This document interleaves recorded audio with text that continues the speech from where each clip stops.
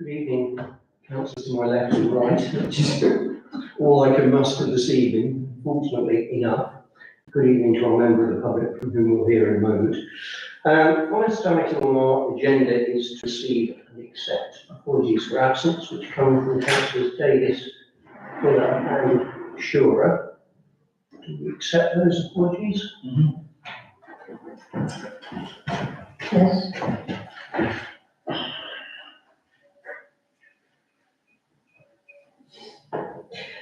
Now, it did say representation of interested parties none, but the situation moved on rather dramatically over the weekend, and we now actually have two.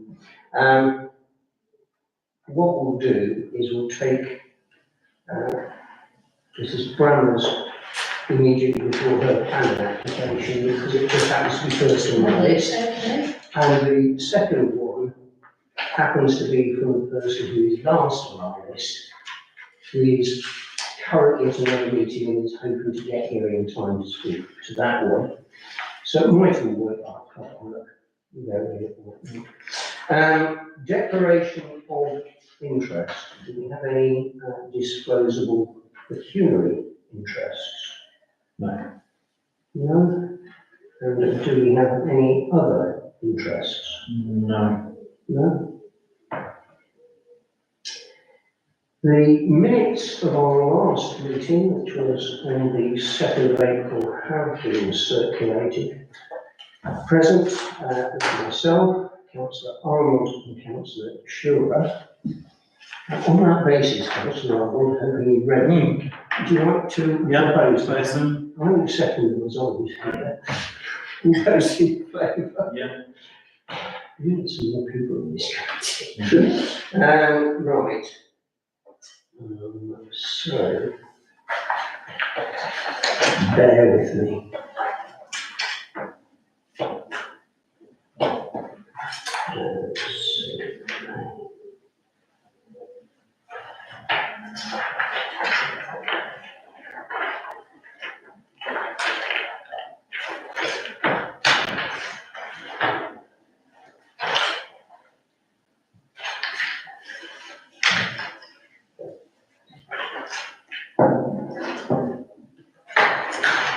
Right, that brings us on to our first planning application. That relates to 6A Blackpool Road, an application in respect of a two-storey side extension and insertion of windows to the rear roof extension. And we haven't had the applicant, well, we don't actually happen to have the applicant, the applicant has made the effort to come and see us and talk to us about the application. So if you'd like to start, then what we might do is, because I noticed that this is not the most straightforward of applications in some respects. Okay. They're quite complex plans, so it may be that we'll have some questions for you as we look at it. No complicated questions, please. We'll try and. No. So, the floor is yours. Okay, thank you. Good evening, members of the Oundle Town Council Planning Committee. My name is Sarah Brammer and I'm a resident of Oundle, living on Old School Avenue. Today I'm here to speak in favour of my planning application for the renovation of my property on Blackburn Road. As you know, this historic house is a valuable part of Oundle's character.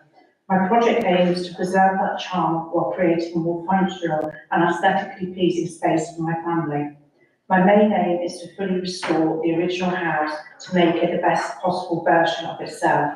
A key part of this is replacing the existing extension, which doesn't adhere to modern installation standards, with a high quality one that adheres to planning guidelines and complements the style of the main house.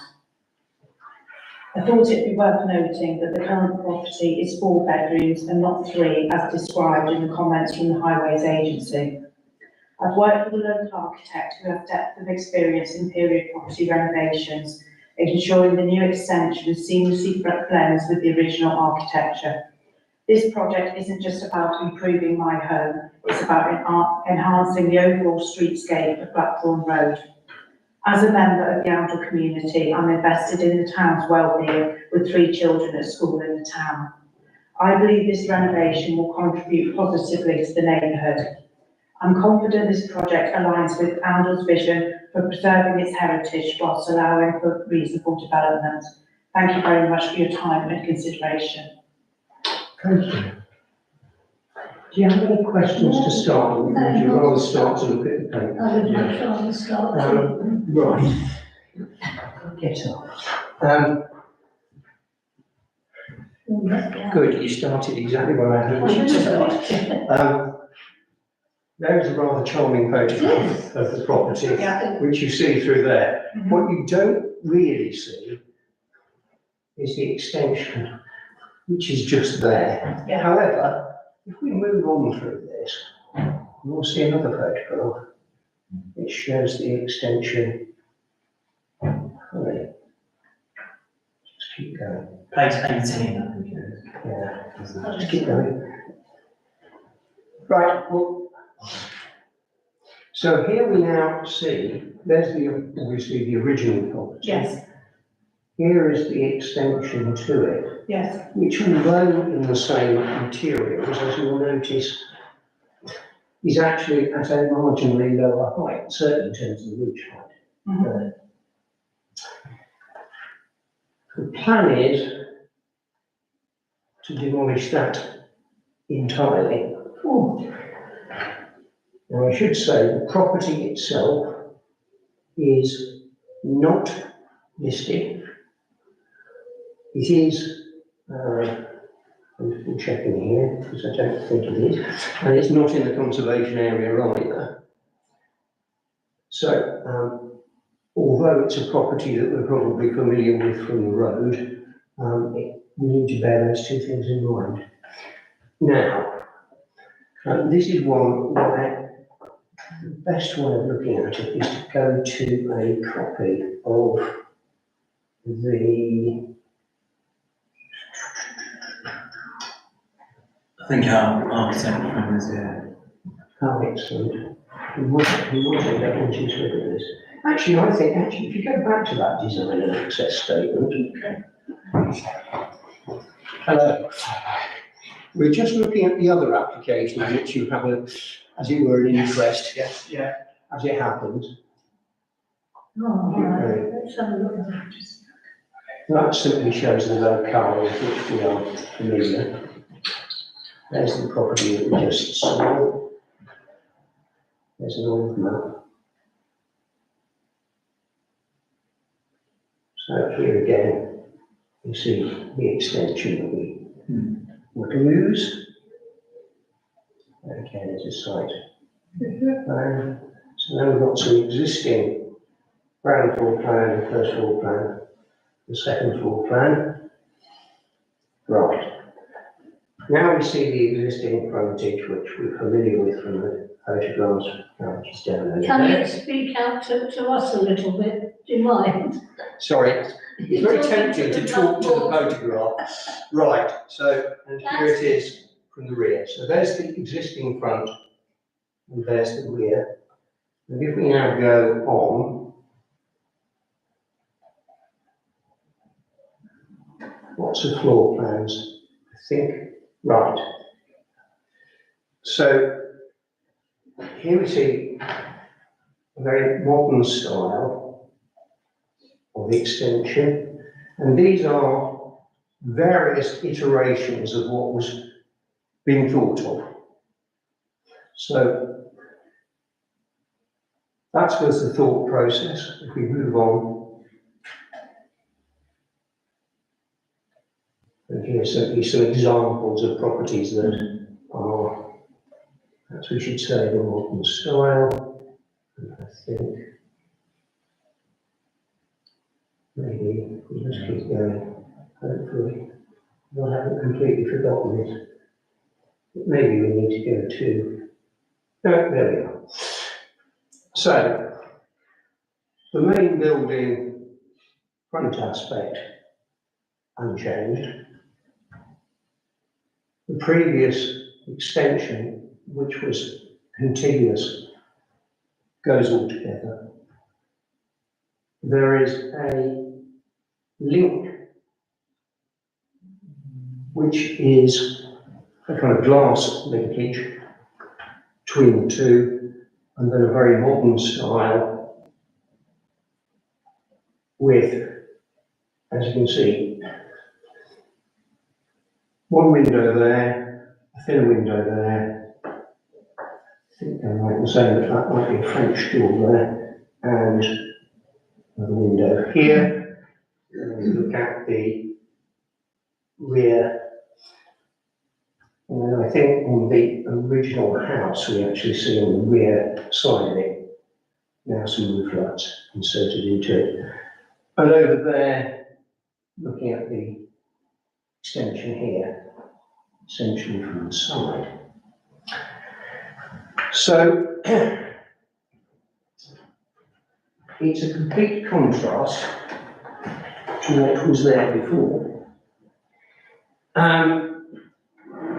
The materials, and hopefully everybody did have a chance to look through the report I sent out over the weekend. So at the moment, the existing property's walls are described as being buff stone brickwork, which is red, extension walls in buff ashlar stone with black vertical timber cladding, you can see it at the top, and some metal cladding as well. The existing roof is grey slate. The extension roof is described as black metal standing seam and buff aluminium with a dark grey single ply membrane. Existing windows are white timber sash windows, including bay, with some white UPVC, and the new windows, black aluminium and buff aluminium. Existing doors, single panelled white painted timber and single white UPVC door and double door in white UPVC. New doors are one single in buff aluminium, one double in buff aluminium. Rainwater goods to match existing. And essentially, this new extension would accommodate both the new master bedroom with an ensuite and a guest bedroom with an ensuite. Double height dining space, a living room, a kitchen, and a separate prep area.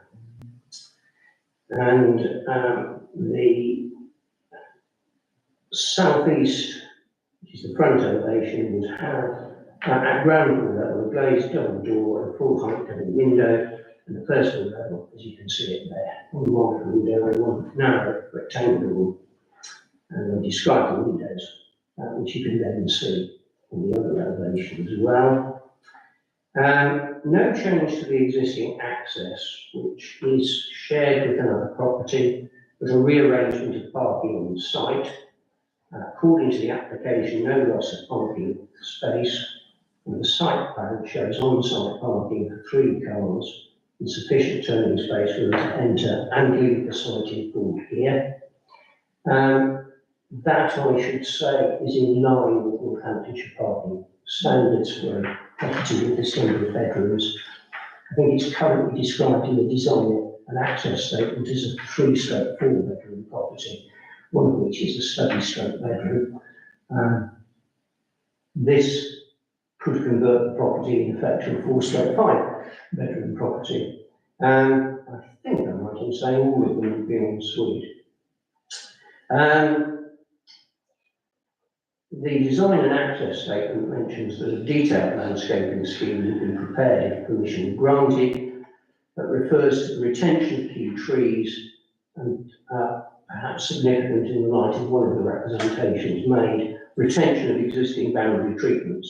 I was going on to say that there'd be considerable site clearance required and then new hedging to separate the front and rear gardens, and improvements to existing hard landscaping by relaying paths and enhancing the driveway. When I looked at it at the weekend, there was one public comment on the portal calling for the retention of all existing boundary features, describing it as being the roadside wall, the hedges and trees, on the basis that the new extension is out of character with the surrounding houses, and presumably by implication it would provide a measure of screening. NCC Highways have pointed out that as the access is shared, it will require a 2x2 metre visibility display and a minimum width of 4.5 metres for its first 10 metres, and the first 5 metres would need to be constructed of hard-bound material, and as usual requiring provision of drainage even to ensure that surface water doesn't drain onto the public highway. And then as for parking, it simply refers to its own parking standards, which for a 4+ bed house to be a minimum of 3 by 5.5 metre parking spaces. For single garages to be at least 3.3 times 6 metres, doubles 5.8 times 6 metres.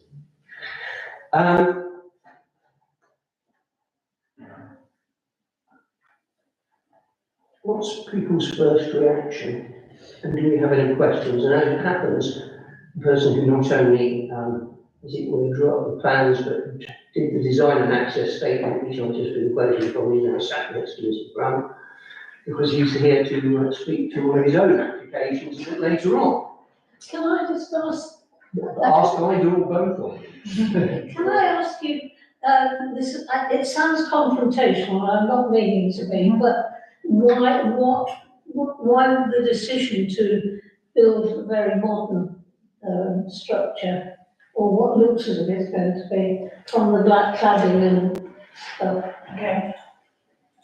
Our view, what myself and my husband's view was, along with Luke, that we would blend in the old property, which we absolutely love, with the new extension, and we'd link that with the stone that we used on the new extension, and actually make it more of a contrast. So you're looking for a contrast? We are looking for a contrast, yes. I think in our view, there's two approaches. You can try to match in entirely and blend in what was already there, which I think the existing extension quite does in terms of proportion of the materials do and the proportion of things that aren't quite right. So the idea was to sort of strip away that, celebrate the original proportion of the cottage that you put enough with and wanted to have. Yeah. And then by having something sitting different next to it, it almost reinforces the proportions and the look and feel of the original cottage. So to do that with a contemporary addition provides a stronger contrast. And then, with complementary materials, with the black timber, the stone, which is not unusual to be found in Oundle, the wider sort of rural sort of settlement of. Do you know when the original cottage was built? House? It's in the design. I can't remember my head now. I know we found some papers at the house, and there was why it's called Mill Houses. There was a windmill originally on the site, Yeah. and I think I read the old owners left us some paperwork there, and I think it was there up until I want to say 1964, but I don't know whether but yeah, it's I think is it Georgian the original? Potentially, I mean, it's. I think it's one of those. It looks a little bit older than it actually is. Yeah. When you get into it, it's got some peculiar proportions on the ground floor that sort of throw me not Georgian, but yeah, it's. Which worked with it being perhaps the house that was part of the mill. The mill, Because the proportions upstairs and downstairs are a bit odd. Yeah, so very much it's trying to bring the former cottage back into how it should be. Yeah, But admittedly, it's a visual contrast and a strong, and there's even the plan as a whole, it's trying to be different, it's not trying to be the same thing, it's a conscious decision. Yeah. Okay, thank you. Maybe, do you have any? Just I really like it, right? I love it. I think it's beautiful. I think it's really interesting and modern, and I wish I would have more things like this. The only question I have is what gave you the idea for the glass, the linking? You just wanted to connect the two, I guess. In some way, there was, Just but also to show that there was a link, and we weren't trying to actually make the two properties join together, but almost so we always knew that was the original mill house, and this was our new extension, but we really wanted to link them. We looked at a glass thing almost from day one. Day one. When we first we said we don't want to. We want to celebrate this cottage, and something else has to touch it lightly somehow. The glass was a way of having that really clear separation of the two, as well as it has natural light and lovely space inside for you to enjoy the family. But I mean, glass linkage seems to be, I wouldn't say necessarily a coming thing, but it's certainly not the first that we've seen. No, It's that sort of idea. of course, it does allow an awful lot of natural light in. Yeah. I suppose one other concern might be that by the same token, if it's lit at night, it's going to let an awful lot of light out. Which I think actually, I'm sure I read that somewhere in the design and access statement, that actually it will be well illuminated. I mean, it is a very interesting design. I have a concern, it's just that I'm not totally sure that it fits its immediate locale. But then always back to, you know, very kind of subjective thinking here, which is all very difficult. We're told sometimes that we should be looking for sort of beauty in buildings, and beauty, as they always say, is in the eye of the beholder, and half the people, this is very marmite, this building, and half the people are going to look at it like Councillor Arnold did, and think it's fantastic, and others are going to look at it and they're going to have a very different reaction. And I'm pretty sure that the reaction is going to be relatively split in the town were it to be built.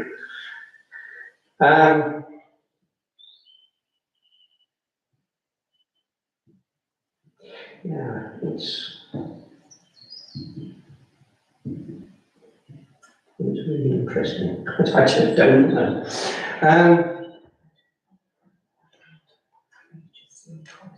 Like so back in landscaping, obviously that with the hedging and keeping the existing hedging and the new hedging actually was right on the screen. It's actually Sarah in mind. You're not actually looking at being a shop, look at me No, house. and That's not you at all, people, is it? what we want. So- So the reason to turn the extension as we have is so that we can clearly separate and have, because as the house is at the moment, you don't have a front and a back garden. It's all on the side. So by turning the extension, the cottage will sit, Mill House will sit in the front garden, then we'll have screening with hedging and planting, so that where the new extension is, that will be our back garden, because as much as I don't want the house to be on show, or, you know, Can we want the private find the site back plans on garden.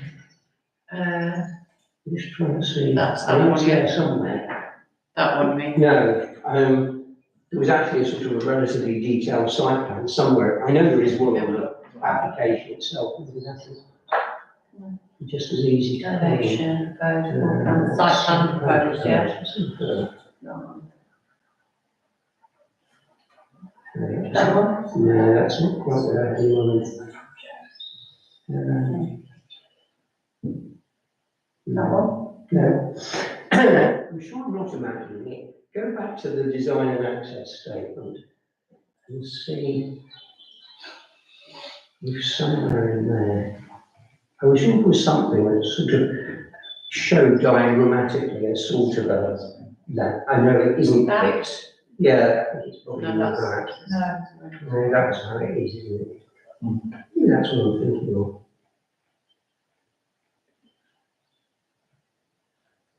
Yeah.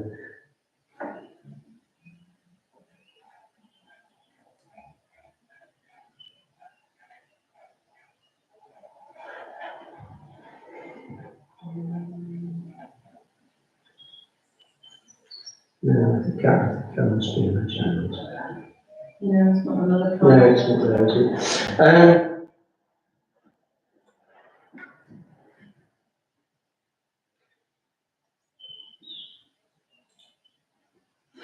Right. And there very easily is the parking arrangement which I was describing earlier. So, absent any questions, we do view on the application. I think we pretty well know how the view on my left is. Yeah. Fully in favour, Councillor Chester. I think I'm probably a little, I like modern as well, but I'm not sure that it's not, it's the black bits. It's the blackness of it that I'm not happy about. I think it's because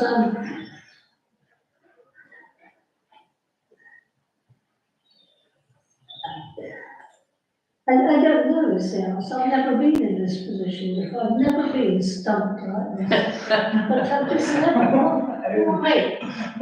not quite sure that I'm in favour of it. Because it's too black. But then perhaps I'm thinking about the original cottage as it is. It looks so sumptuous that. Yes, I mean, as was said, this could not be more contrasting. Exactly, yeah. If it tried. And it's always difficult when you're looking at something like that to try and visualise it 10 years after construction, when it's kind of settled down and bedded in. There's another property in Blackpool Road that I know people have, again, very mixed views about on the opposite side of the road. Yeah. And I know this one is divisive, and I'm pretty much like Councillor Chesser. Half of me wants to say yes, and half of me wants to say no, and I don't quite know which way to go with it. This one also reminds me though of the old shop in West Street, you know, the gentleman that's doing it up, doing the whole shop front up, sympathetically and restoring it as to what it was originally. He'd got a glass link in his plans, hadn't he? Yes. And quite modern, because I remember you not being happy with that, it was a big We had contrast. similar anxieties. Yeah. about that one. I think you've got, see, the engineering building just there, where it's like contemporary. So I think we were quite conscious of where we are here. So you've got this mediation between the more traditional town centre and the bits of contemporary style to filter in through materials and shapes and all. And it's not, I think, in terms of what we're trying to blend in with, actually, nearly every house along Blackpool Road is different. So in terms of trying to, you know, there's actually a good variety of some successful, some not successful properties, which we were sort of very conscious of when looking at what was right for this site. What there isn't along the vast majority of that road is anything that is ultra modern in appearance. I mean, I'm thinking the site in Blackpool Road, Costerscott Road, the old site of Pembroke House, where there is going to be a house on there with a very, very modern design. Arguably, we'll get away with that more there. And if this property was next to it, I don't think we'd be having the same anxiety. At least I don't know, I'm sure I wouldn't. Have you spoken to neighbours or anything like that anybody raised anything that they think is? We spoke to, I met at the back of 6A, number 6, Blackpool Road, the old, there's a bungalow there and some work rooms, and we've met the family that have bought that, and they were fully supportive of the plans. But I haven't spoken to the neighbours either side, but then I haven't seen any comments come through to say. No, I mean, literally, as I say, it was that one comment there, and it was not, as it were, entirely hostile. It was simply saying, you know, given that it's so modern, perhaps it could be relatively well screened. And we heard the applicant say that there is an intention that perhaps it is relatively screened. Oh, no, it certainly would be, because we would want the mill house to sit in the front garden as such, and then the new extension to be screened. So that's essentially our back garden. I think there was also an openness that if the black timber is too much, that we could do the facade in stone or brick. You then lose some of that strong contrast. It would look less contemporary, arguably. Yes. We've looked at. We did look at documentary. We did, yeah. And since the planning application, myself and Mark have looked at buildings where, like SciTech building, where you have the all stone and the smooth stone, and we actually really like that look too, and still feel it could give us the contrast between original mill house. And so we'd be really open to that, and that then gets rid of the black. What was the rationale for, as it would not having included a landscaping scheme within these documents, which might have assuaged some of these concerns that have been expressed? Some of it is just, it's about, you're not living there yet, No, and, well, at the time we're living there, and sort of we're still trying to get used to know some of the site a bit more, look at which we can say, or not.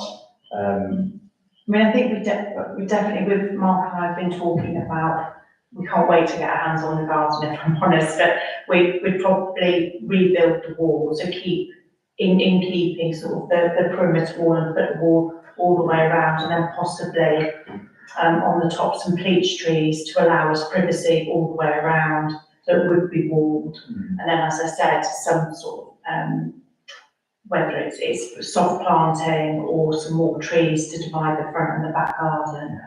I think we certainly, was conscious that by putting trees in the front garden, we're screening the original mill house, so it's trying that fine balance of too much planting will over-screen mill house, but you need enough to to create a more sort of private, because it is unusual that the house is almost turned, it's turned the wrong way for the street, it should be 90 degrees. And that was a thing we were trying to mediate all the way through was, the front of the house is not the front of the house is that really flat gable.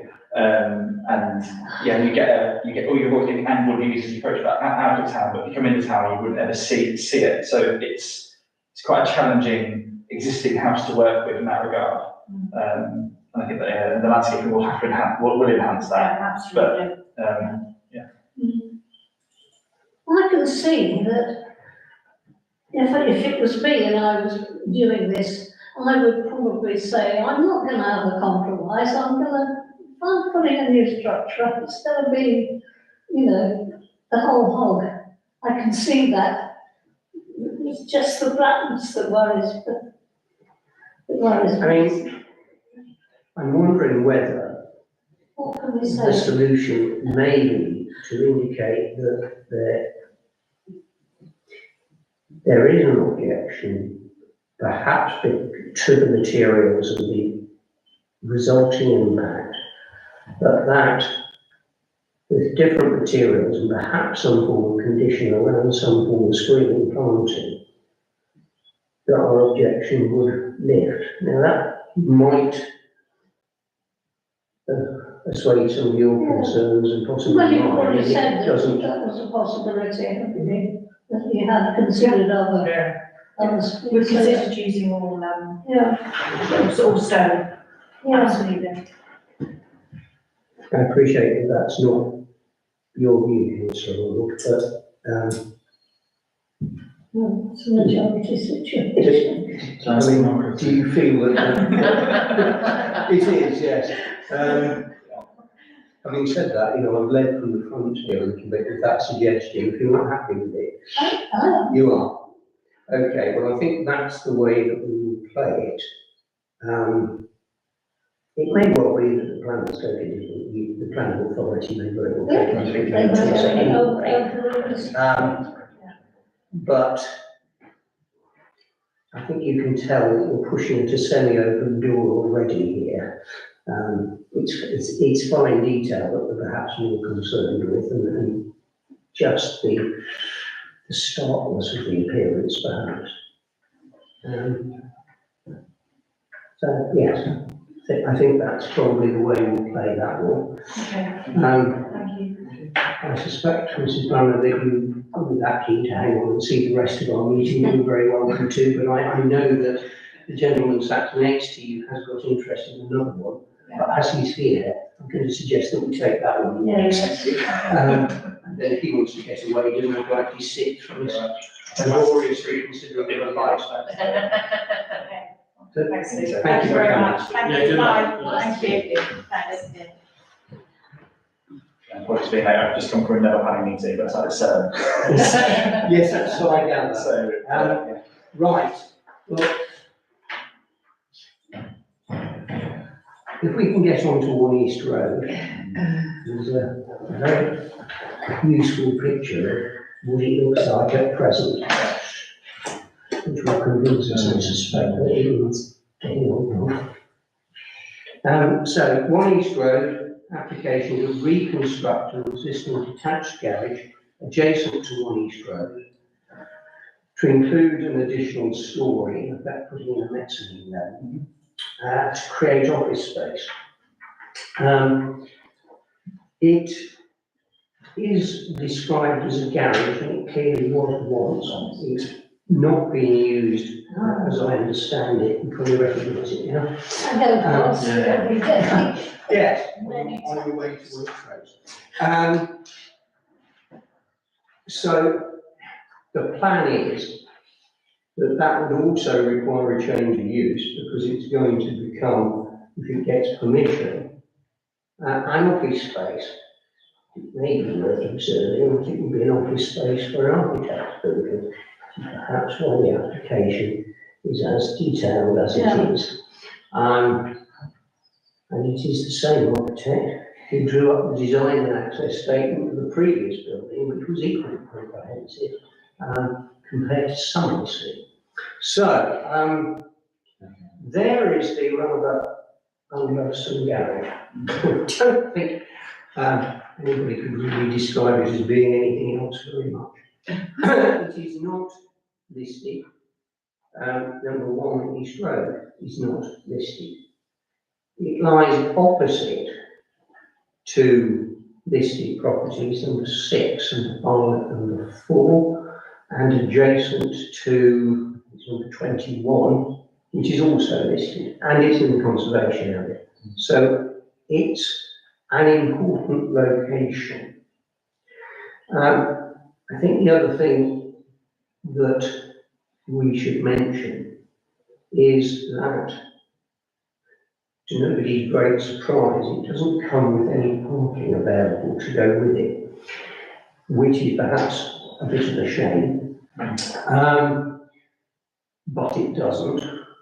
It is, of course, almost immediately opposite the short stay car park, and not a million miles away from the long stay car park. So here is the plan. So if you can envisage what it was, and now look at the building that sits, as it were, in the middle there, what you've got now is a proper 2-storey building with a pitched roof. We've got quite a lot of glass at the front. One of which is, if I remember this correctly, a sliding front door, which has certain merits from a security perspective. And somebody whose office was burgled last week, security of offices is suddenly becoming more significant. The first floor level would be mezzanine. It doesn't project all the way, as it were, forward to the front. That's a conscious decision. It's described as being an office space for up to and around 4 people. The current office hours of the business, I think it operates on a 4-day week, 8 till 6 p.m. Given its nature, of course, it's likely that from time to time, clients or prospective clients may visit the office space. Now, I'm sure I read in the design and access statement that Andover are well blessed with coffee shops of one description or another. It may be possible to hold one's client meetings somewhere else, which may remove some of the parking challenges that might otherwise be associated with this.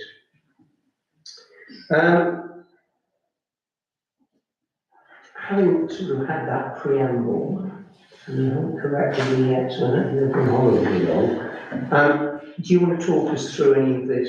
I can do. I can talk you through the vaguely history site scheme, what we're trying to do.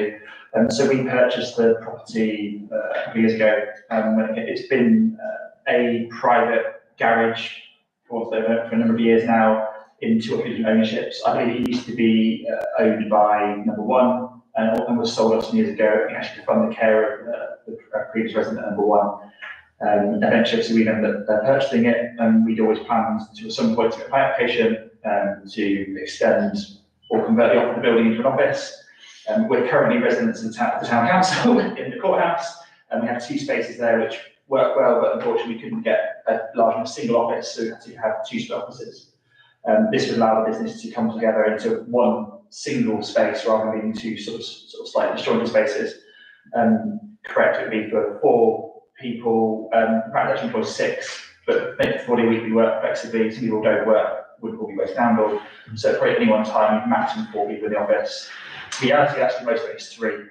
Time we get around better working and people, childcare and things. The existing structure is in a state of disrepair. It really needs to be demolished this year, we think. We've got some temporary supports inside. So when we purchased it, we knew it was in disrepair, and actually it's a lot worse than we feared when we got into an engineer. It's leaning a considerable amount. So regardless of what happens to the application, we need to be doing something, we think, this year about this, whether that's demolishing it and leaving it empty, or hopefully starting work on the conversion. We have been in dialogue with neighbours all the way along. Given the existing very state of the structure, quite a lot of Number One who have now put the house on the market, and I've not spoken to since they now, I think, left the town and trying to sell the house. The house opposite, listed number 6, have been very supportive of proposals. I believe they were going to write a letter of support. Yeah. They have, that's nice to know. They're then obviously looking at this existing garage. They think actually it will provide some screening from their property of the car park and the noise that generates. We have also been in dialogue with the house to the left, which is also listed. Although they are supportive in principle of an office premises on site, they told me today supportive of to be honest, of the proposals as we've submitted them. They don't like the height of the proposed additional story. We had met with them and shown them the plans which they were happy with, and we then submitted them a few months later, and they changed their mind, which is honestly what people want to do. I think the plan effectively is we reduce the height of the stonework on the front slightly, raise the eaves. The eaves increase in height by 800 millimetres, and the ridge goes up another metre or so, metre and a half or so. And it's the ridge height they're not happy with. Essentially, they're worried about the impact on their garden, which isn't a planning consideration. Actually, it has in fact, they have little rooms. They don't like the principle of solar panels because they sit around slightly in conservation areas. So subjectively think they're important for environmental reasons to have them on site. They have concerns about the roof lights. We point out they're on the wrong side of them, so they would impact them. I think they were in principle, they're happy with the principle of having an office there, but not necessarily the height we proposed. We have looked at lower heights, but to get a mezzanine in, that's the height we need to provide. We've not, I think, been overly greedy in terms of additional height we're asking for. It's a working pitch roof, keeping things minimal. We have made some allowances for thick roofs and walls because ecologically we want this to be an exemplar project of how you can convert things. The concept was always to leave the existing stone and brickwork walls, ideally as they are, but I think in reality we have to take them down and rebuild them so they're structurally sound.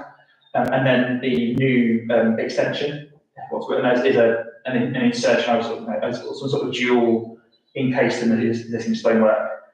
Simple as project. I'm a fan of contrast and seeing what's new and what's old. So we went for a copper clad, copper material we know very well. We've won awards for copper clad projects in the past. It's something we're known as perhaps what we're doing. We also think it's appropriate in the conservation area. It's a traditional roofing material. You've got examples of it. It has this changing with the seasons. So it's something beautiful. It's quite expensive. That may be a big on our part to have to do, but we thought if we're going to do it, we're doing it properly. The timber on the ground floor is a nod to what's there at the moment, the timber garage doors. We all looked at shop frontage design guidance for the town. Obviously, we're not a shop front in that regard, but we thought we need to be aware of how it should be if it was a shop front. And timber seemed the appropriate ground floor level material. We have a large shutter effectively to move across at night to remove the glass and stop people peering in, but also it provides a much more secure environment. And it also handily in the daytime hide where the bins would go. So we're conscious that there's somewhere on site for our bins. As mentioned, no parking on site. We do expect that to be a challenge from highways. We know that for a new commercial premises, they would expect to see a parking space. The reality is there is no space on site for parking and office space. And we've acknowledged that in the Dianetics statement. We've looked at alternative parking arrangements. Where we currently are in the Health House, there's no parking provided. On-street parking is used, no causing issue in terms of visitor movements and things. Everyone was parked, never any problems. This is obviously different in the town, but we've got the co-op for short stay, we've got the car park down, but obviously Fairland used quite heavily, and behind Laxton School. And you've got on-street parking and vicinity, which is not permitted. We have applied for a permit for the street. We haven't heard anything back about that yet. It's unclear what use class the building currently is, because it was private, it was residential private, and has been sold off and been used for a variety of uses, possibly back the correct planning permission. We're not really sure what it is. We attempted to engage with Northants about that, and no one talked to us, or no one wanted to engage with us. So we have tried to. We haven't gone through a pre-app process, but we several times sent emails to say, what do you think the building use class is, and no one can tell us, or just didn't respond. I think that covers all the main points, and I think anything else you said was in error. Say we're very open to talk to neighbours. We know one's probably going to object, one's going to support, one we haven't heard from. Sort of what we expect, really. You know, I think on the one to the left who are objecting, it's high, it's impacting their garden. It's mourning like they'd be losing, because actually their garden is still actually a long way off the house. They're worried about the shading it would cause to some planted areas they have, but actually most of that is in shade by their own garden walls that are south facing. So we think on balance, the impact that raising the bridge or the use site would have is minimal. We have to do part of the process and those sort of things as well, obviously at appropriate times. There was an extension previously approved on number 1, which would have filled the gap in between the garage and the house, which was, I think that's now lapsed, hasn't been built out. But it shows actually that in that vicinity, having 2 stories of extension has in the past been deemed acceptable by what it was then East Northants and now. But yeah, I was happy to answer any of the questions as well. Easier to do it. Yeah. Looking at this. So just so I'm clear, in terms of the materials, Yes. this is timber. Timber, yeah. And this is the sorry. top of this, obviously, for the first floor level. Yeah. Yeah. That's all. And then, of course, the stonework, as it's Stone repair, or if you ask, it will have to come down, we think, and then we rebuild. The plan is that we would take the stone off site, store it, and bring it back. It's the same stone Yeah. we used. just reuse it. So rear elevation is in red brick, because the garage has a curious history where we can't quite work out what it's used for. Anecdotal story about it, maybe it once had a town ambulance or fire engine in it, which is why it's so tall. But at the back, there's an extension. You've got records of doorways. It might have been part of when the house to the left was a pub. We've really tried now. I've been in the library going through all the records trying to find out what it was used for. And it's not really meant, there was obviously the old ironworks, it's been part of that. We really don't know. But there's always been a structure on that part of the site and arguably more structures. I think the gaps are a recent anomaly. Probably since number 1 was built in 1930, so since, relatively still, nearly 100 years, but actually in the history of the wider site, it has been more developed than it is currently. I think in terms of our treatment of it, almost the first thing we should think about is the use to which it is going to be put. If we were actually against it being used in the way suggested, then sort of considering what they do to the building becomes a bit academic apart from anything else. Now, to my mind, but for the parking issue, it's a complete no-brainer. I mean, bringing a derelict building that close to the centre back into some sort of beneficial use, in effect, locating a business within the town, and we really mustn't take into account the fact we might then lose the gentleman's attempt to one of our buildings. We did actually cross our mind as to whether in some respect we had some kind of interest collectively to declare, but I took the view I couldn't see there was. Personally, I don't have a problem with it. And the reality is that if one said no, the only thing that could be done with it is either to demolish it completely and just get rid of it, or you're going to have to convert it into, as it were, a proper garage associating it with one property or another, or, as has been mentioned, some form of further planning application comes forward to turn the whole area into either an extension to a residential property or a separate one. Separate one might be a challenge, I would have thought. I can see highways being worried about the lack of on-space parking, but those who work there will be aware of it, and can choose to walk up from a long-stay car park, which is effectively off the same street.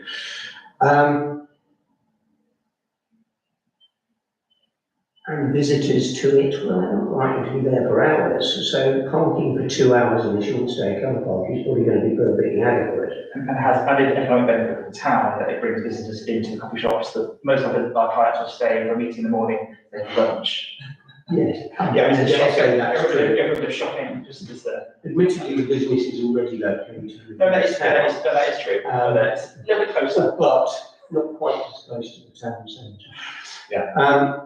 So, first of all, what's the feeling of the committee about the proposed change in use of its office use?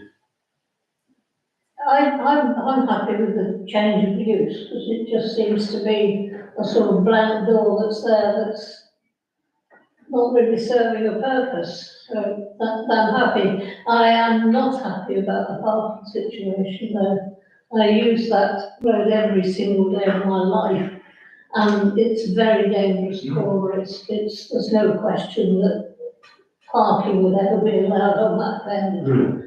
No, when we proposed that we would want parking on the bend. And there aren't any, all the other parking slots, the private ones that were part of the original, There is some residential. yes, the resident, because of the fact that otherwise the co-op couldn't have been built. There was a very complicated negotiation. So nothing would change from that. No, and just to pick up on another point actually about if it could be used as a garage, we don't think it can be used as a garage anymore because of Again, with the corner. with the corner. So I personally don't think you can safely now get a car in and out of that space, which is possibly why it's not used as a garage now for such a long time, because it's not safe. So I totally agree. Yeah. And saying we're not seeking parking as part of this, we're accepting that there's no opportunity for parking have to happen elsewhere in the town within walking distance. Sure, And people will be expected to walk in. Yeah.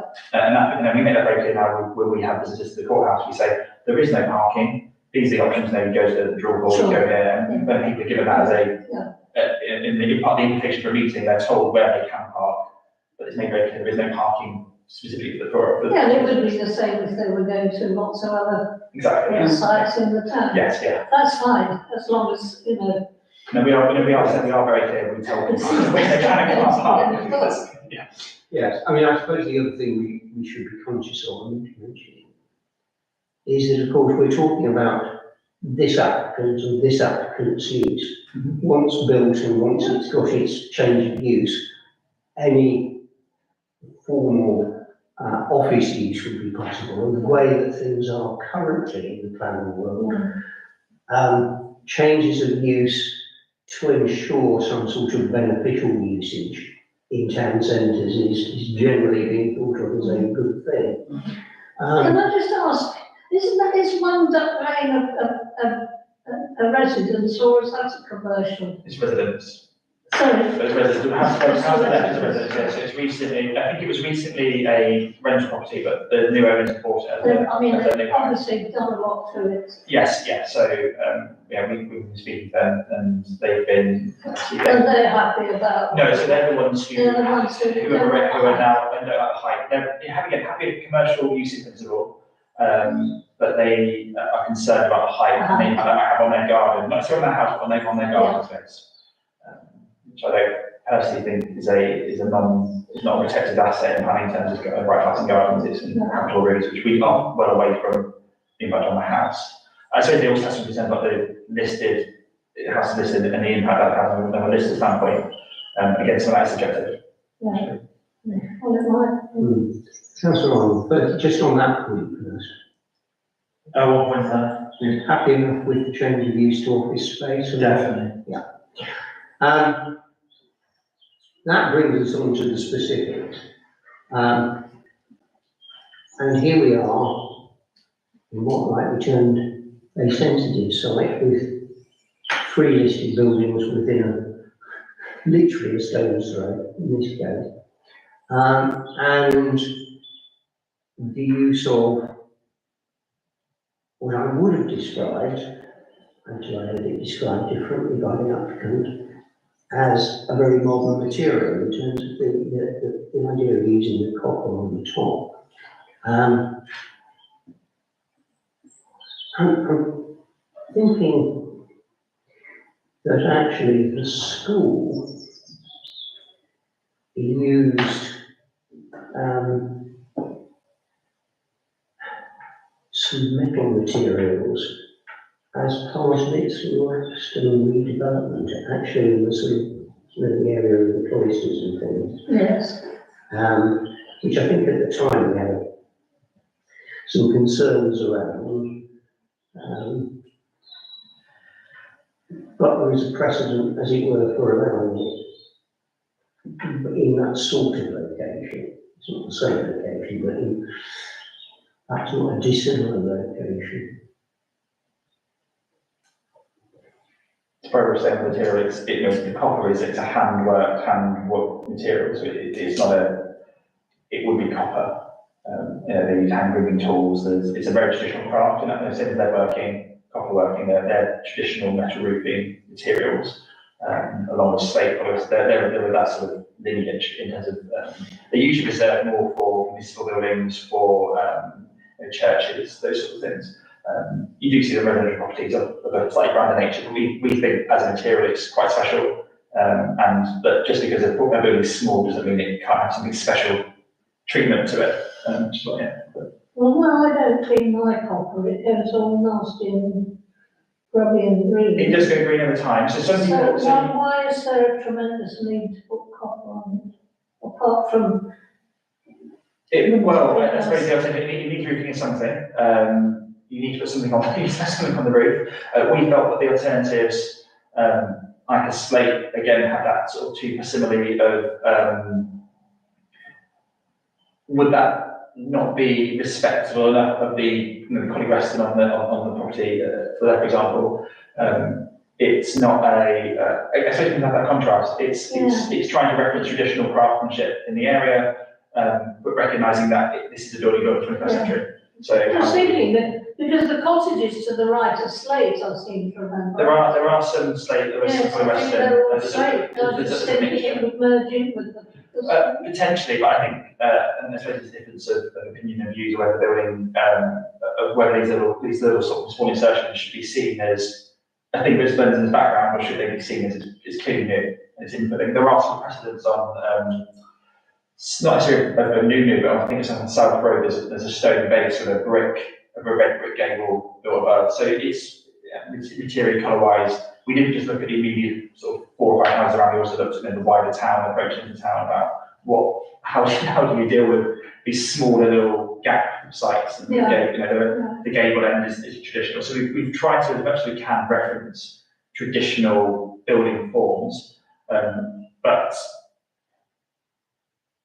we didn't want it to be a simile of something else. We don't want to, it's always been there, it hasn't always been there. So that's where I'm going from, really. Sorry. Yes. Councillor Arnold. I really like it again. I think it's a fantastic design. I think it's exactly what Alma needs, and it's making something out of nothing, which is exactly what I think we should be doing, really. And yeah, I think it's a really, I could just picture walking past it, you know, thinking it's beautiful. So yeah, I'm all in favour of it personally. Yes,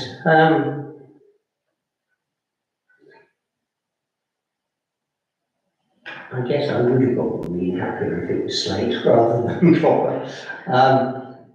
I do sort of try to get my head around what it's going to look like straight away and over time, and whether it will stick out like a sore thumb and look anomalous, or whether in the end it will simply look modern and vibrant and become something of an asset, as it were, in its own right. And I could see an argument for saying it could go either way. I think on the copper point, actually a lot of that matters is how much money we spend on the copper, frankly, and the specification of it. So you can get coppers that will stay shiny bronze throughout the lifetime, let's say lifetime of 25, 30 years before they start to break down and start to discolour. There are others that are more muted in tone, that are more bronzy. There are some that come green straight away from day one. We're very much not, I think for us it's more about the bronzy, earthy tone, not making something that's super shiny. It's hard to get that across on a drawing, actually, try and put some precedent in there. And I'd expect that we haven't yet heard from conservation, and we'll see what they say, or anything from the planning officers, but I'd expect that we'd be conditioned on materials, they'd want to see samples and all sorts of things, and there'd be a longer discussion with the conservation officer about which copper we use. You can see, so we've gone for sort of these more earthy copper toned bronze, looking good. There was an example of one actually on a similar site in Oxford, in a town centre, where they thought it's a shiny copper between two stone buildings, and that for us is too much. So we want it to look timeless, rather than it looking shiny and new all the time, or looking like it's been there for 300 years and going green. So, but yeah, that earthy brown, ready tones that we think work really well with stone. Sort of references to the red brick you get occasionally there as well, as opposed to being sort of this bright, shiny copper plate material. Yeah, I mean, it's a challenge to second guess the conservation officer, but it will surprise if he doesn't worry about the impact of what is proposed on the listed buildings that are in such proximity to it. But if he does, it won't be the height, it won't be the timber, it will only be, in my view, I may be wrong, but it will be the copper. Now, we are not unaccustomed to saying, in response to certain planning applications, as it were, no objection subject to a contrary view of the conservation officer. And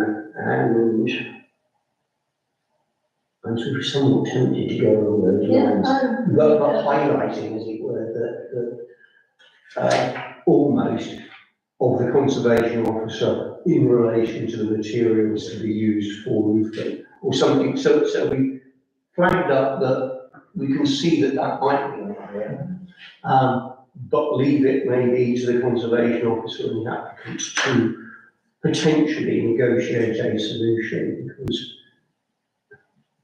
having that building in beneficial use is on balance better than not. And the only reason I don't say fully supported because of the possible car parking issues, but they're not insuperable given that there are car parks. Of course, if we were to lose the long stay car park and the lease expires on it, that would be another matter. Yes. Because that's about halfway through. And I don't quite know what the future for that would be, but in the sense of trying to determine planning applications, what if maybe in butt about whether or not that car park will remain open to public. So I think that I would probably go down in favour of no objection subject to.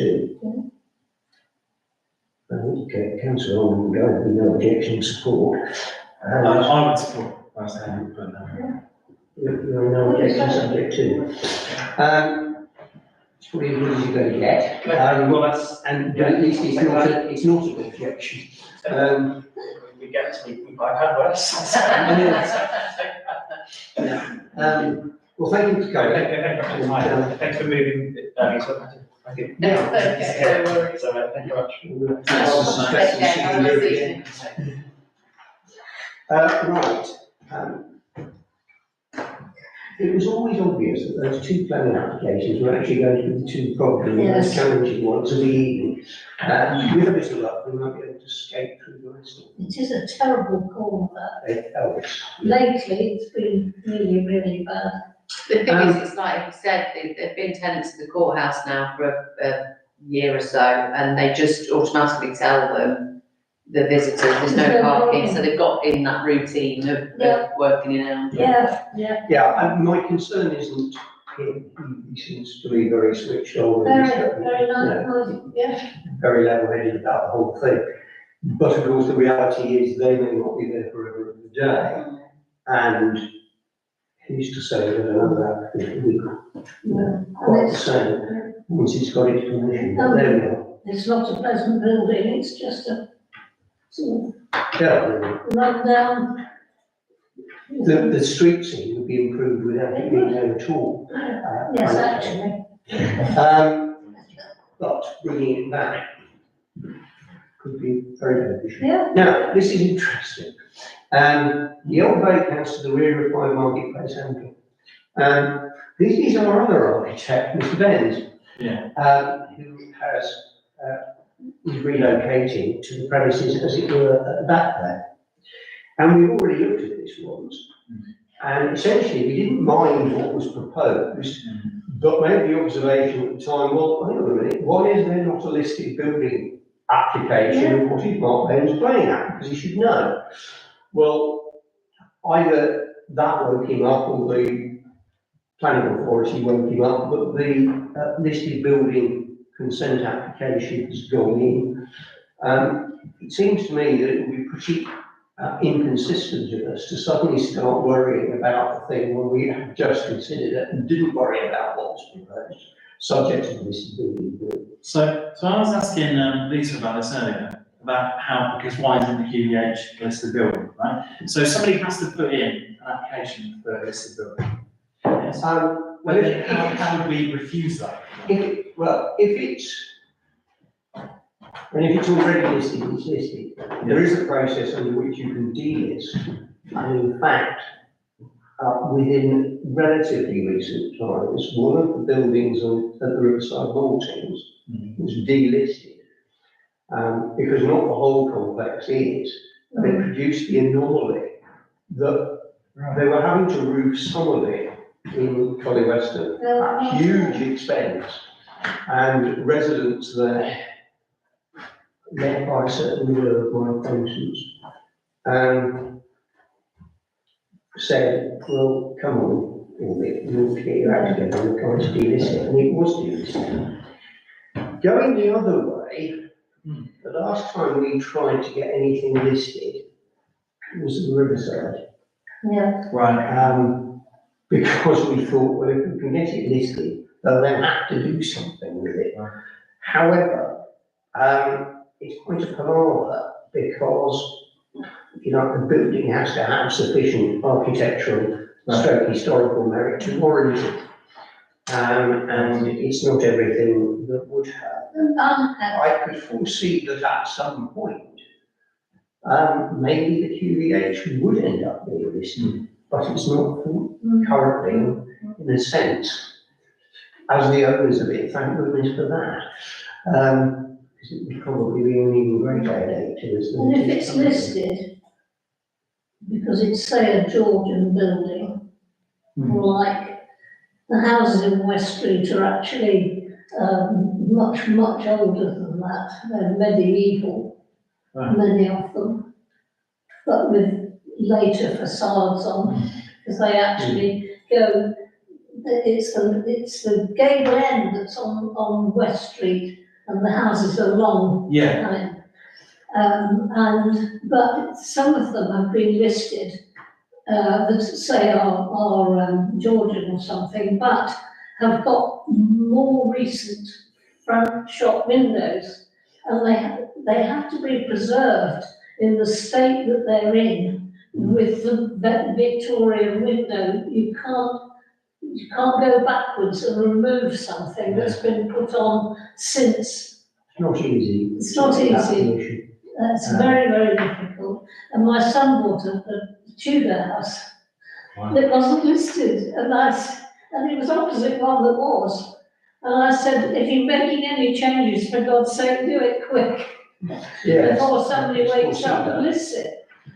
Yes. Because you've got, you've got these organisations like, England and Yeah, historically. Historic England, and things, you see, that they're the sort of Right, big constant businesses. theme for a lot of planning applications in the centre of the town, because of course, so much of the town is listed. And some of it is on the basis of group listings as well. Yeah. Quite a lot of West Street. It's not that the individual property is thought stunning, but because of the whole grouping, Right, okay, it's thought that the whole lot must be preserved. right. Anyway, we slightly digress. Yeah, sorry, yeah. Well, if it helps though, But when Yeah. no, it's worth understanding that. So, in terms of this LBC, we've already approved it in principle, because we didn't object to what was planned, other than making that observation. This building consent has come in. Certainly when I looked at it at the weekend, there was nothing on there from the conservation officer. The only comment was from NNC Highways in relation to the original application. That hadn't been there when we looked at it before, but they were, it's what you might expect from highways. So, part of the sign encroaching the adjacent highway and public right of way, and no flashing or intermittent lighting with any light source to be screened so it's not visible from the highway or public right of way, minimum appearances and such like, which is fine. But to my mind, it should be a fairly easy no objection. yeah, Yeah. 16 Rockingham Hills. Again, there are some photographs which make this much easier to understand in some respects. Though I don't think the application troubles hugely. With me. Now then, yeah, there isn't a design and access thing. If you look at that proposed visual, the street scene. So this is what it's intended to look like.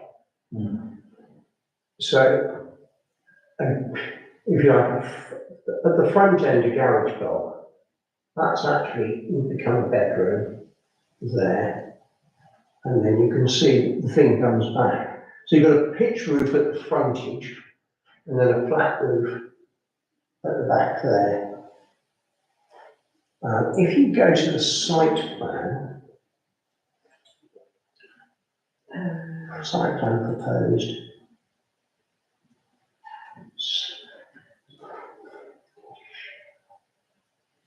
This very interestingly is described as an existing privately owned open amenity space.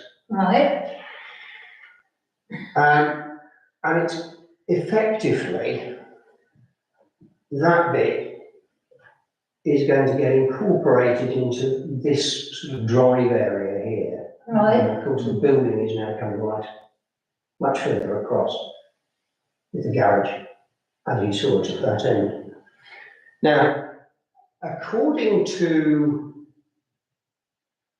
it must be the application, because I don't think there's a design and access statement with this one, if I remember rightly.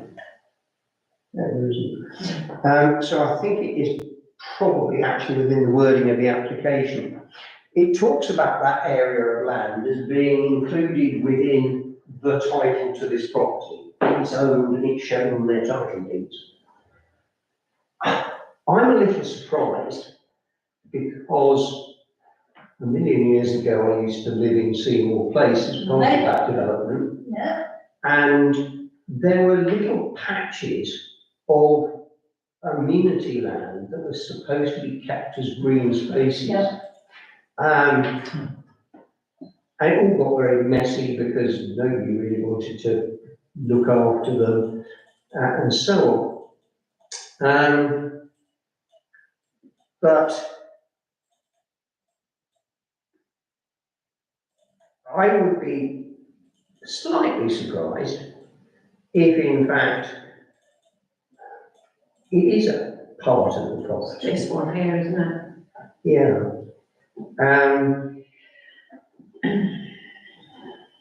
And it is more likely to be, in essence, I might call unfound land that's probably being incorporated into the property rather than actually being sold with it originally. Because I would have said that that was one of those green spaces in the original Because development. do you remember we had John Pick's daughter?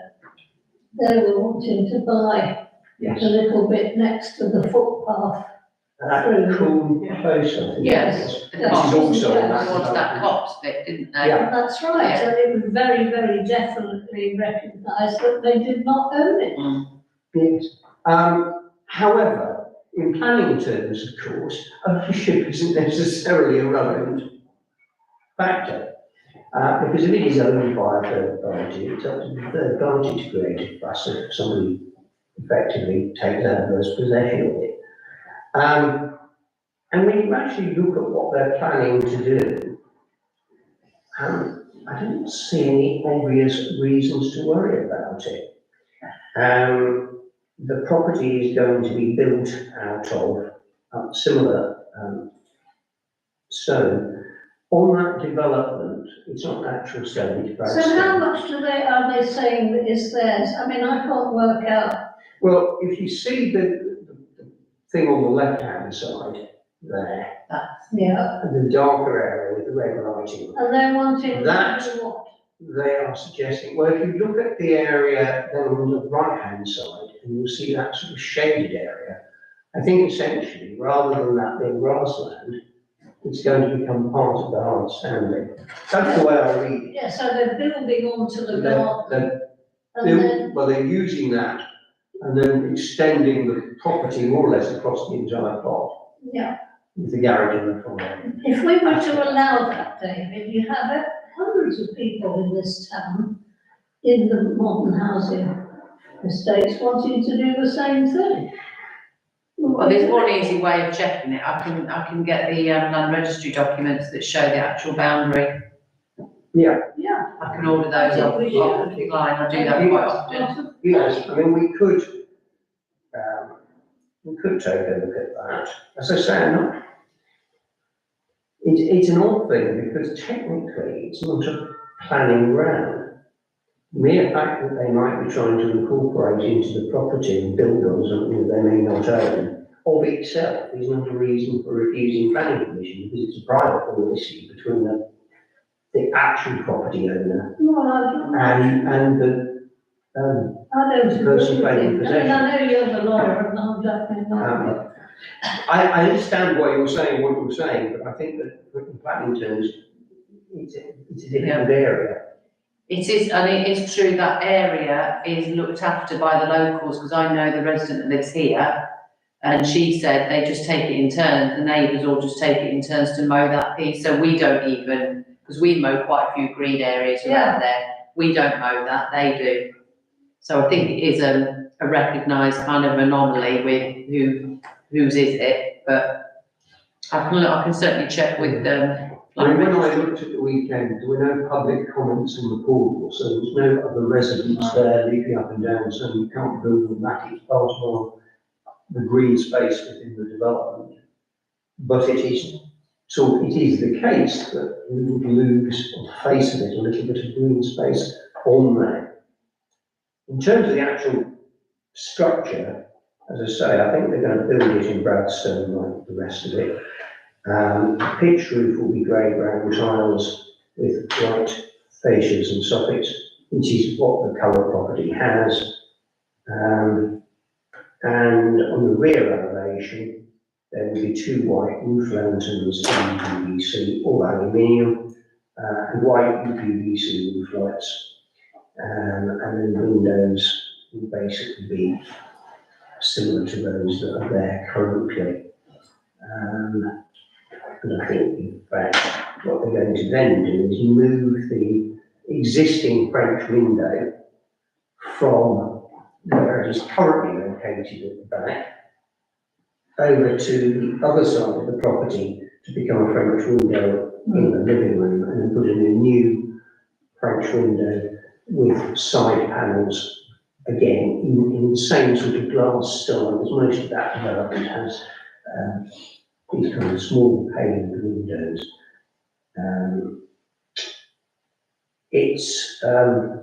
It adds a new bedroom downstairs. There is no design and access statement. There are no plans to show the first floor because they're not planning to do anything. But it does actually mean that I have no idea how many bedrooms the property has and what it does, as it were, in terms of increasing the need for parking.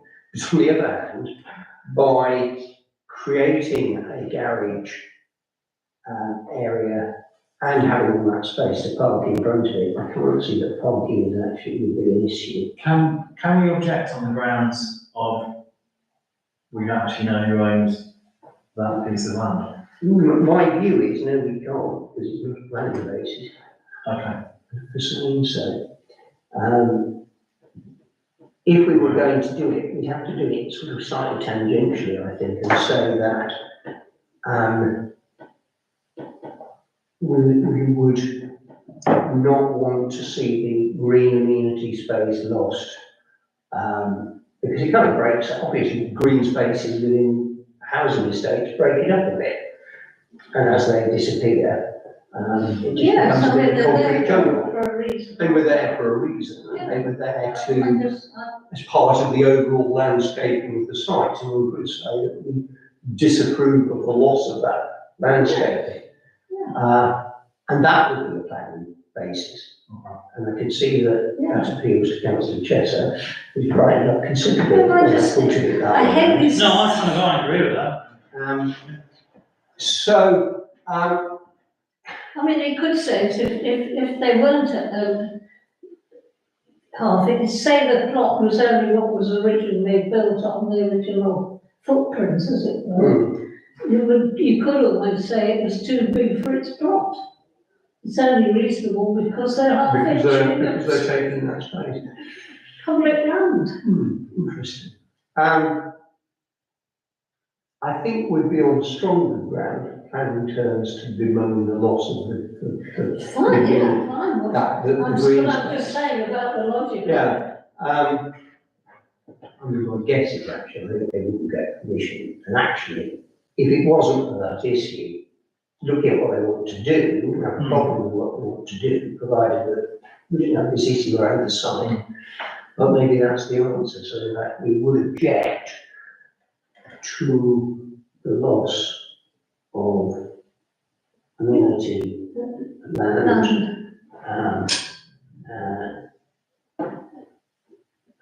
and green space, which breaks up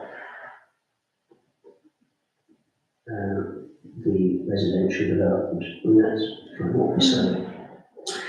Right.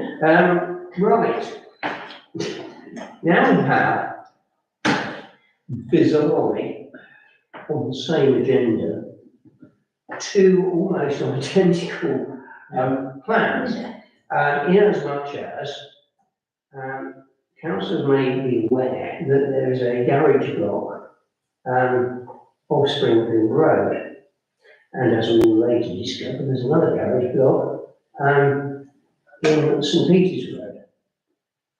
And councillors may recall that there is another garage block. In fact, there are two more garage blocks, one of which was in New Road, where it's been sold off and somebody's trying to get planning permission to put a house in it. There is another plot of land in St Peter's Road that's got a small number of garages on it, and that's been the subject of a planning application. And as far as I'm aware, if these two go, there won't be any garage space of this type left in the town at all. These are the last two. Okay. Both applications describe the garages as being redundant. The suggestion therefore being that they're not used for their purpose of being garages. I don't know whether that is right or wrong. The only observation I can make is that I think it is the Springfield Road garages, and maybe wrong, it might have been St Peter's Road ones, it's one or the other. The care committee rented one of the garages and stored a whole load of their mobility aids in the garage.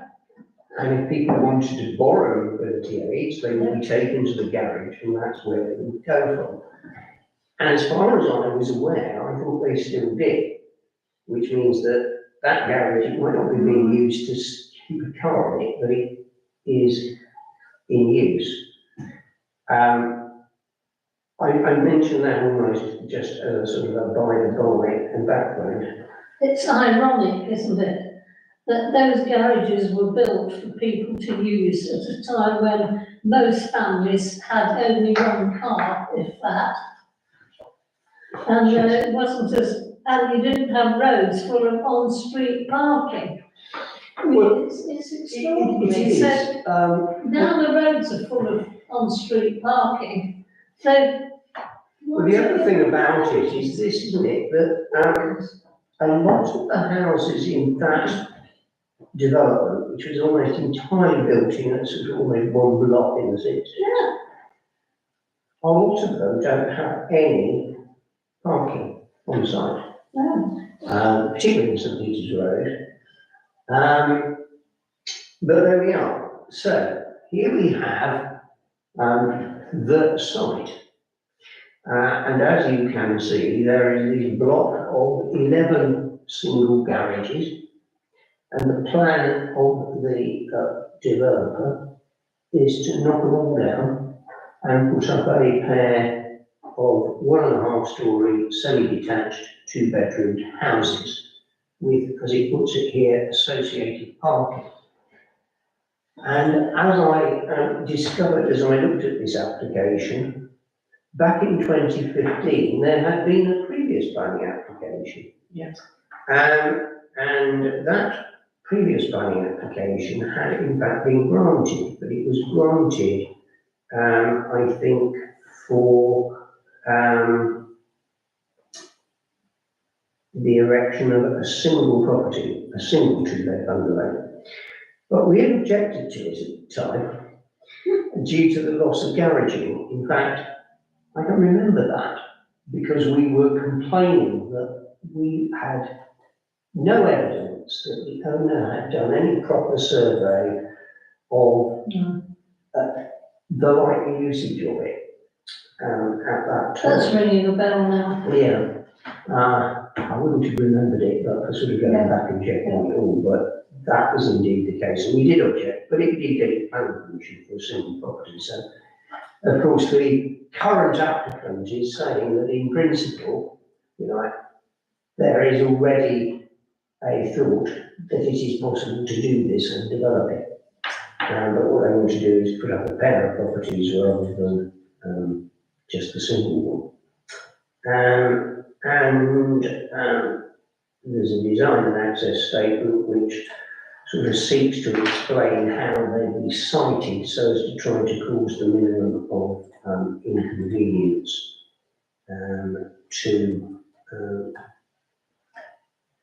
neighbouring properties.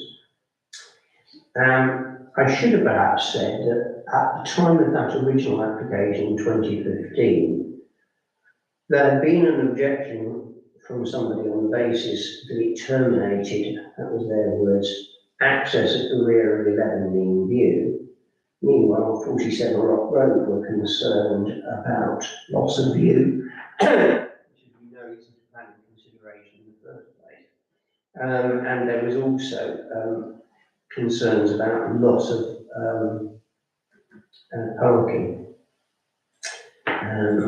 But 46 Rock Road also wanted some suitable screening to preserve privacy.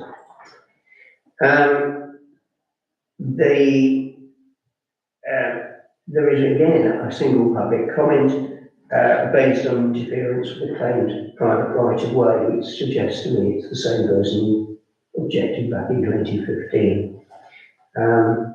However, and I seem to be rather like a stuck record in saying, I don't think that that's actually a planning consideration. If the man has a private right of way, he can seek an injunction to prevent anybody from interfering with it. He can establish that he's got it.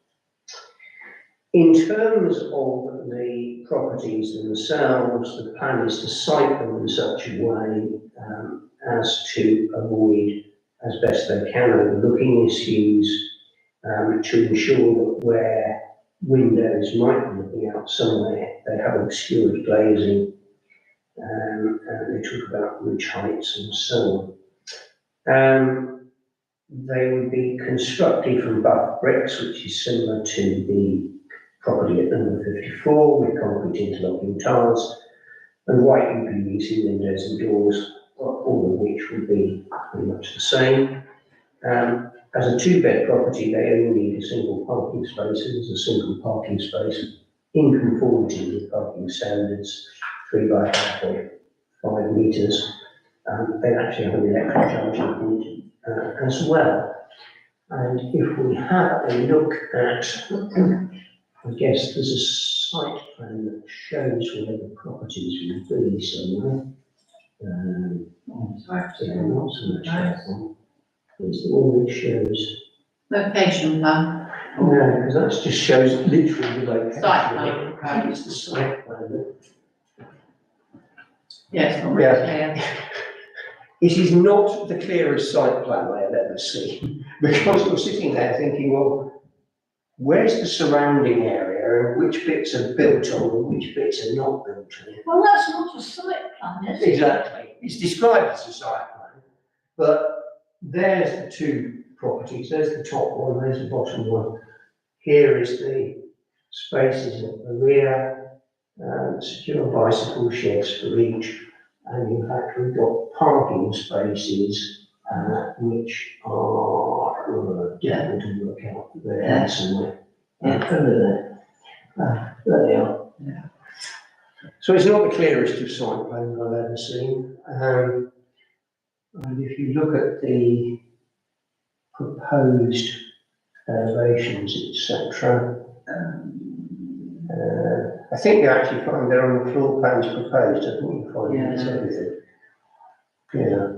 And so a fairly conventional Right. semi in sort of mock old style, if I can call it that. Well, that's all right. I mean, fits in with the surrounding I don't think structures. in a sense, it's difficult to see that one would have an issue with the buildings themselves. The only issue is The- that it removes The parking. issue is a lots of parking area.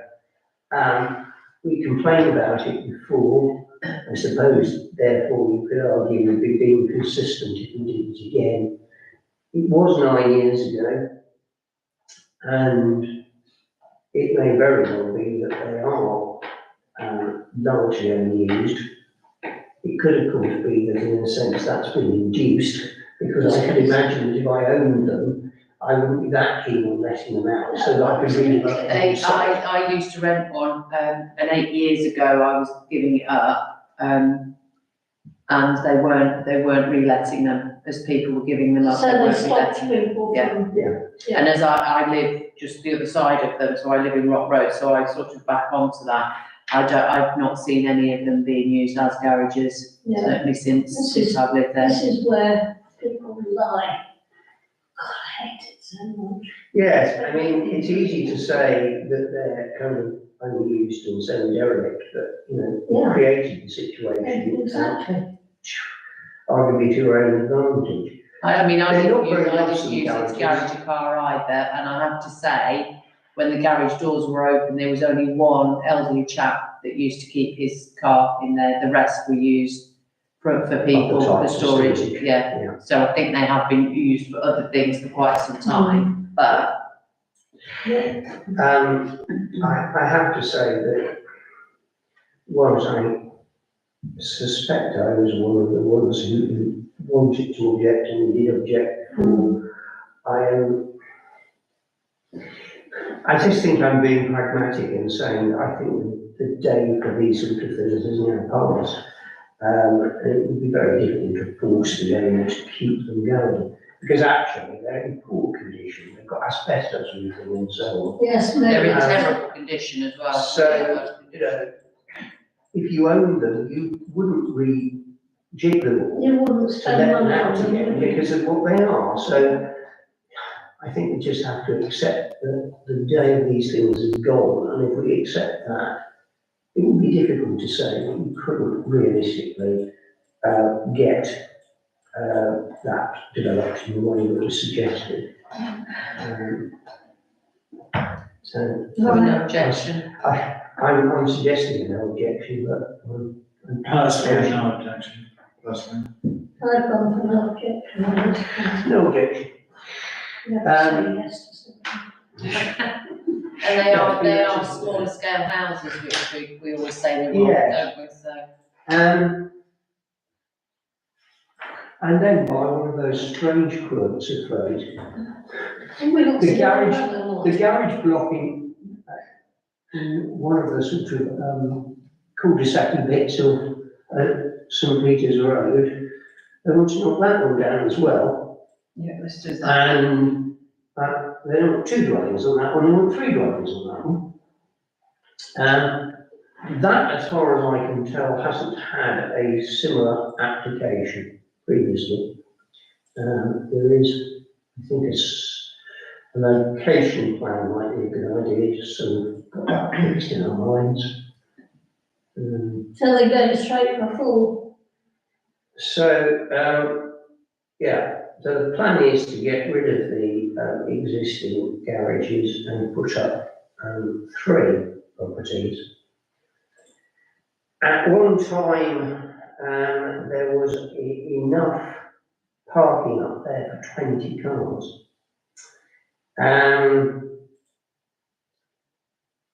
As I put in my report, the access road is narrower than would normally be considered sufficient for a residential development. But as I always have, in a sense, observed, bearing in mind that 20 cars used to go up there in order to park, and now there are going to be 6 car parking spaces, that's a reduction of 14, so it seems a bit churlish to complain about it. Meanwhile, the NNC Environmental Protection, Waste Management, I think, I can imagine saying they're being consulted about it. No, I think it's the design and access statement, to be fair, that says that the waste lorry comes right up to the sort of top end of their Oh, anyway, right. in order to service the other properties, Yeah. top end of that cul-de-sac. Consequently, if you put the bins down there, it doesn't have to go up into it any further. Yeah. Although in practice, I think that it widens out anyway. Because the applicant points out that once you actually get into the development, it's effectively wider than the minimum. I hadn't thought of 50. things. There's reference to a narrow pedestrian right of way crossing the site leading to Springfield Road. But the applicant says, well, that won't be affected because it's going to be in what is the shared driveway servicing the whole site.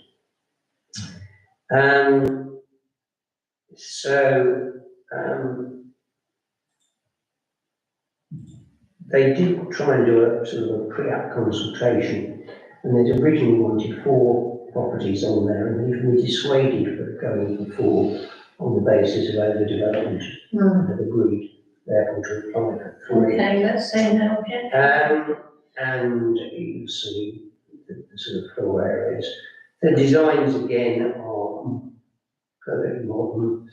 They're going to be in a red coloured brick, roofed in tiles of Flanders colour, which I assume is there some sort of poppy red colour. Yes, And yeah. Again, if you look at the actual designs of the properties, there's nothing very much about those to cause any sort of issue. Interestingly enough, on both of these applications, NNC environmental protection, sort construction management plans, the usual things around working hours, no burning on the site, and the usual, if I can call it that. And there are the buildings which are modern and exciting, but not in any way visually challenging. And given the numbers, again, I have to say, I find it difficult to find a reason for saying no. Though interestingly enough, I think it's this design and access statement which says, and don't worry about the loss of parking, because there's car parking in the garages in Springfield Road. Which of course aren't going to be there anymore. And it makes reference to the other garages in St Peter's Road, which also aren't going to be there anymore. So very much this would be the end of an era if it gets its permission, but I can't see a basis for saying no. No, go for it. Right. That is the applications. I'm conscious of the time. I'm going to scoot rather through the rest of the agenda, simply because the rest of the agenda is short, deliberately, because we will have a meeting at the end of the month, so we don't have any, as it were, the usual stuff. But just by way of interest, there were a couple of applications that got refused. 18 Benfield Road, which we haven't in fact objected to, has been refused, and it basically didn't appeal to the conservation officer and the impact on the building, which we didn't think was very nice. But perhaps rather more interesting in a sense was 88 West Street. This is the new beauty therapy place at the top end in West Street. And we had a debate about this one somewhat. It's in the model shop. Yeah. This is the shop front side. No, it's the just not left, the shop, just left. Just left. It was the one next door to them. Yeah. And you may recall, they wanted to push up some signage, and they wanted the signage lit. And I wasn't very happy with it, but in balance, we decided to say yes to it. Even though it seemed to me it contradicted our own planning policy. And again, the conservation officer didn't like it because of the lighting. And that one's been refused. So interesting, because it perhaps reinforces the view that our original kind of internal plan guidance is probably right, because it seems to be being followed by the conservation officer. If we were prepared to deviate from it. That's it for me. I will mention that we'll see it later on. But interestingly enough, you may remember the next issue of 4 Stokeville Road. A planning application, it just kept coming back, and the neighbour kept saying that it was all wrong, and plans were wrong, and we didn't like the plans. Back and forth it went, and back and forth it went, and the applicant has just withdrawn it again. So I don't know whether we're going to see yet another version of that, with another set of plans drawn up by Mark Benz, remains to be seen. Anything else to suggest? No. That's one I think you said was going to be your last meeting. This is it. So thank you very much for your contributions Yeah. to this committee. I would just simply observe that had you not been here tonight, Val and I would have had a brief discussion about things, we were sent to public home and I've made the decision. So I'm grateful for the fact you were here and we were able to deal with it. I very much hope that when we have our selection of committees later in the month at full council, we can get ourselves up to a decent But we complement. don't have enough councillors that come often enough, And of course, we have just. I'm afraid to And say. we have just decided as a Yeah. council to reduce the number of councillors Yes. from 14 to 12. Yeah, And exactly. if the government's review agrees with that. But there we are. You know, we might have to look at how we run things and have less meetings, do you know what I mean? Well, of course, Well, there less was a working, there was a not less. time when we did all the planning stuff at full council. Absolutely. But it then became the case that we were getting full council meetings that would go on for, you know, Hours, yeah. 3 or 4 hours because the planning might take 2 hours in itself. So we had a planning committee. And we then wavered between everybody being on the planning committee to those who want to be in the planning committee, and the planning committee, and anybody can come. If we struggle to maintain a quorum, I think we're going to have to think in terms of saying to all councillors that Yeah. you ought to be members of the, you know, you are members of the planning committee, and see whether that It's a good way of, Addresses I the see it as a good way of learning about your town. I think it I have to say, I've learned an awful lot. Yeah. Awful lot. from doing planning. Yeah. Yeah. I mean, if you're interested in kind of history and old buildings, it's fascinating. No, there's so many facets to planning, isn't there? This is not only the law, but there's also design and, There's design and there's the history. you know, the way your own town And of course, works. a lot of it is to do with stimulating business and all the rest of it. So it's a very important role. It is, yeah. On which note, it is 9:45. On which you obviously spend hours. Close. Yeah, I do. Yeah, this one took dictate